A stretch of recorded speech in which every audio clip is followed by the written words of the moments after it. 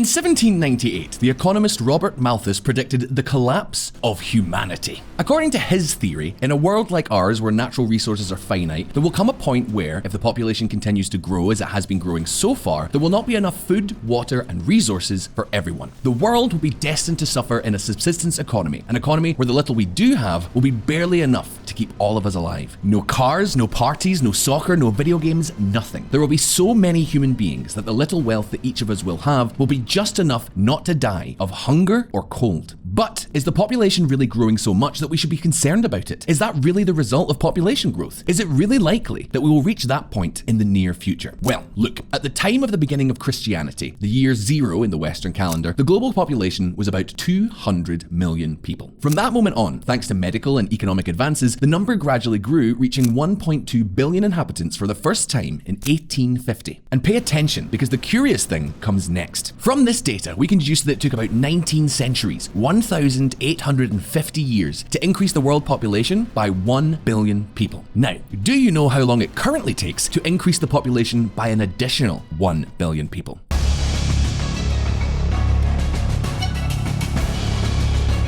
Well, since the 1970s, our population has been growing at the rate of around 1 billion people, not every 19 centuries, but every 12 years. In 2011, we reached the 7 billion mark for the first time, and by 2022, we were on the verge of surpassing 8 billion. In China alone, there are 7 times more people than there were in the entire world during the time of the Roman Empire, and India seems to be on the brink of outnumbering it as the world's leading demographic power. What's more, if we add the populations of India and China, we are faced with the chilling fact that in these 2 Asian countries alone, there are more people than there were in 1950 on the entire planet. In the light of this alarming data, one of the most influential figures of our time wanted to make an urgent appeal. Elon Musk says population collapse potentially the biggest risk to the future of civilization. Musk has previously warned population collapse is a bigger problem than most people realize. Why is a person like Elon Musk, someone so optimistic and with so many projects for humanity, so concerned about population growth? Is this an indication that Malthus's theory is indeed true and that we are heading for an imminent population collapse? Well, no. In fact, Elon Musk most likely thinks that the collapse predicted by Malthus will never happen. So is Elon Musk a liar? Is the news we have shown you a fake news story? Wrong again. The thing is, Elon Musk is not really worried about overpopulation. What Elon Musk is worried about is depopulation. The demographic collapse of which he speaks is a collapse due to a lack of people, a collapse caused by a drastic reduction of the global population. And this makes much more sense than Malthus's theory. Check this out. It is true that, as we have shown you before, the world population has only continued to increase and has been doing so at a faster and faster rate. But let me ask you a question. Have you noticed lately that there are many more people around you? Have you noticed that there are a lot more children in the schools or people in the park? Well, most of you will probably say no. And actually, that makes a lot of sense because the population of the countries where this video is most likely to be seen have been relatively stagnant for quite some time. Let's just say that the blame for the rapid demographic increase has not exactly been Western, because look at what happens if we add the Asian and African continents to the graph. These 2 continents have practically tripled their population in the last 70 years. However, as we have already mentioned in this video, we are not worried about the demographic increase. We are worried about the opposite situation, a possible collapse due to population loss. And look at what is expected to happen in Asia in the next 80 years. There will come a point when the Asian population will reach a peak, and from there, the crash will begin. The same thing will happen for Europe and America, and sooner or later, when Africa also peaks, then the whole world will begin to experience a steep demographic decline. But how can this phenomenon be explained? And why do populations grow so much and then collapse? Well, there are many reasons, political, religious, cultural, but the ones we're going to talk about today are the economic reasons.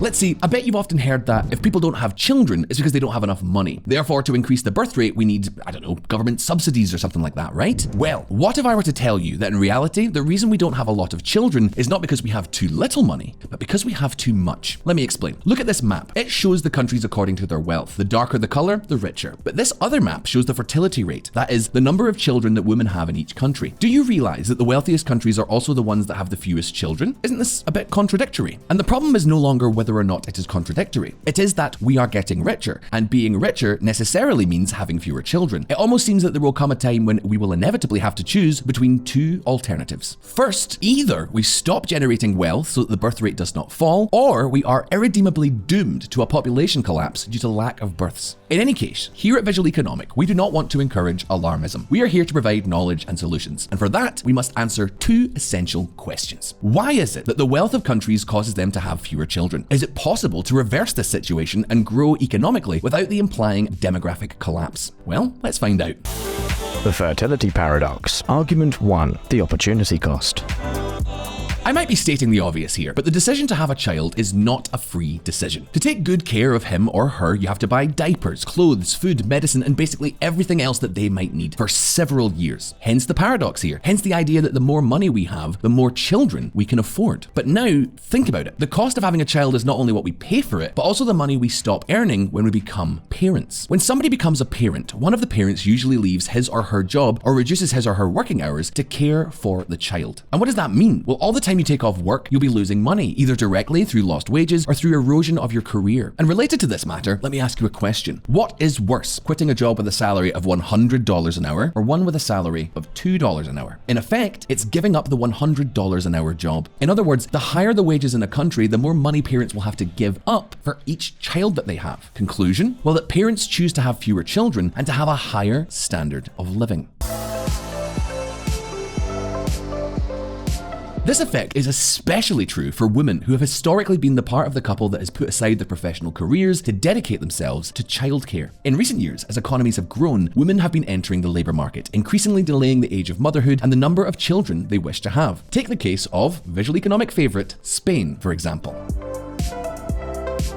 But that's not all. Thanks to economic growth and the development of the labour market, women no longer need to quickly find a husband who can support them, as was the case, 80 years ago in Western countries. Today, fortunately, women can easily find a job and become financially independent. In fact, as a side note, in Spain in the 1960s, for example, women could not even have a bank account without their husband's authorization, and of course, they could not work without an account. But this is something we talk about in another of our videos. The question is, what exactly does all of this imply? Well, that women have more alternatives now, that they no longer have to dedicate themselves to being housewives and having children with their husbands. In other words, for many women, having children has gone from being a cultural and economic obligation to being an option. And in any case, this is only the first economic argument to explain the fertility paradox. What do you think comes next? Well, let's find out. The fertility paradox. Argument 2. Quantity or quality?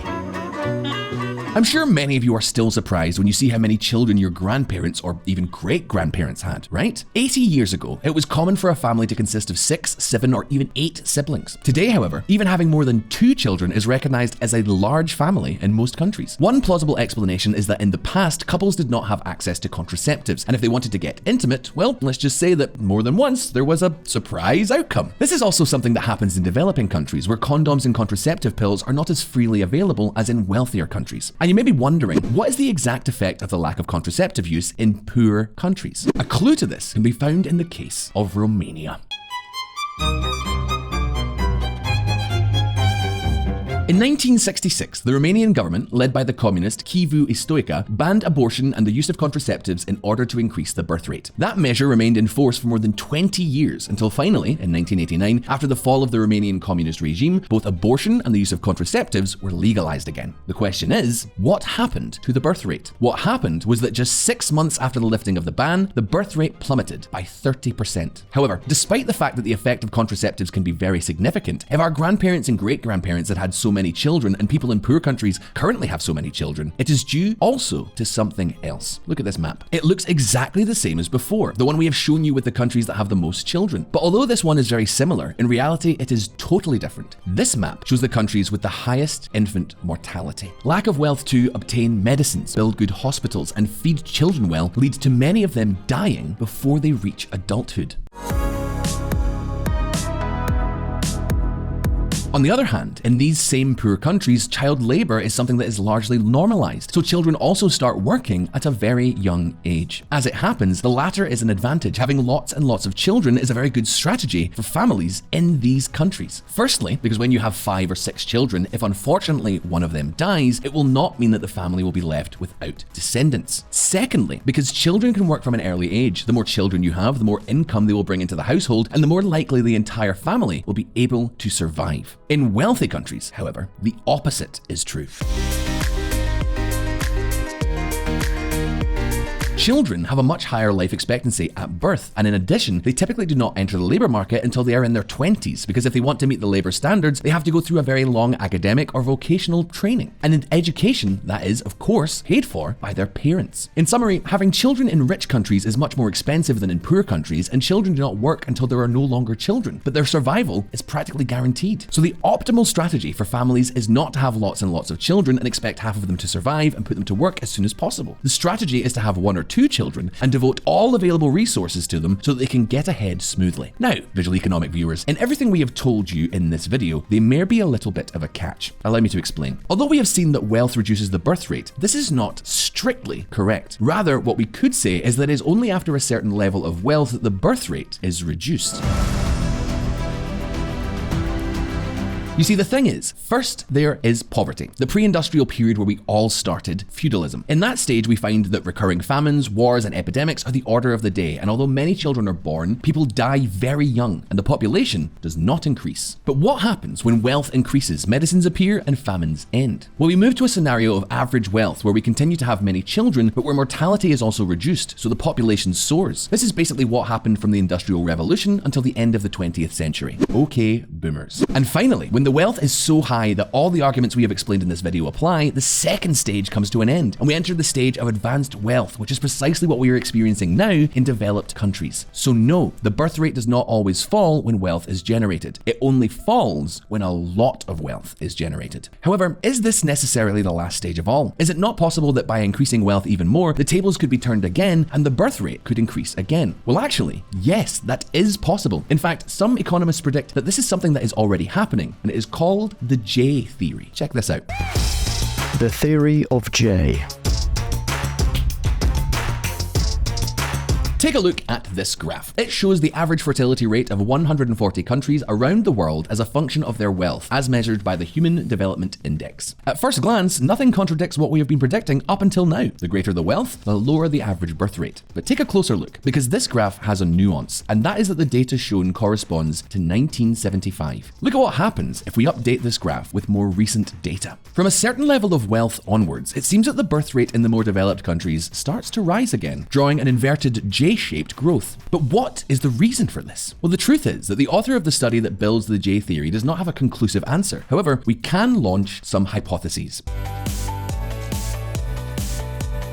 For example, in countries where people have a lot of money, many could afford to hire people to help them raise their children, so they would not have to give up their careers. Another hypothesis is that perhaps in more developed countries, there are more public resources that allow the implementation of effective birth rate policies, such as financial aid or reconciliation plans between companies and workers, and that's why more children are born. A further explanation is that losing money by having children when you earn a lot of money is not really as much of a sacrifice as when you earn a, let's say, more normal salary. I mean, do you think it would change your life so drastically if you went from making $20,000 a month to making $10,000 a month for a couple of years? It probably won't change your life as much as going from 2,000 to just 1,000, right? In any case, it should be noted that these are only hypotheses. There is no certain explanation as to why this J-shaped relationship occurs. In fact, not even all economists believe this to be a consistent relationship over time, and some have written it off as nothing more than a coincidence. Be that as it may, what is clear is that in the coming decades, we will face a major demographic crisis. But above all, one thing must be made clear. There's no reason for panic.